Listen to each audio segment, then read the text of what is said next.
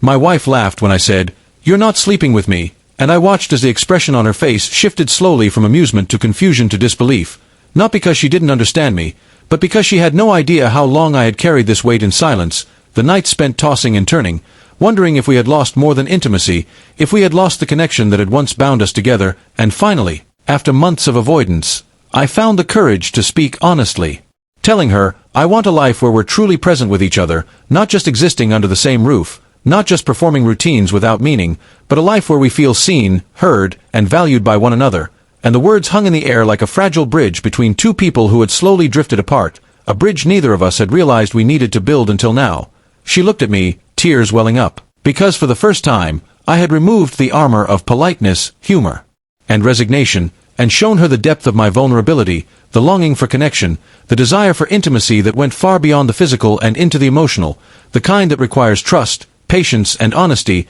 And as I continued, I reminded her of the moments that had mattered, the late-night conversations, the shared laughter, the small gestures of care that had once made us feel inseparable, and how over time, we had allowed distractions, routines, and unspoken assumptions to quietly erode what had once been the foundation of our marriage. She cried softly, the sound catching in my chest, because she realized that our love had never disappeared. It had simply been buried under years of busyness, miscommunication, and the unspoken expectation that everything was fine, when in truth, we were both longing for the same thing, to feel connected, to be prioritized, to know that we mattered to each other in every sense. And in that moment, the laughter that had once been a shield gave way to tears, an acknowledgement that change was necessary, that it was never too late to rebuild, to communicate, to rediscover the bond that had brought us together in the first place. I reached for her hand, gently, feeling the warmth that had always been there beneath the surface, and we talked for hours, not about blame or resentment, but about dreams, fears, and the small, intentional steps we could take to restore intimacy,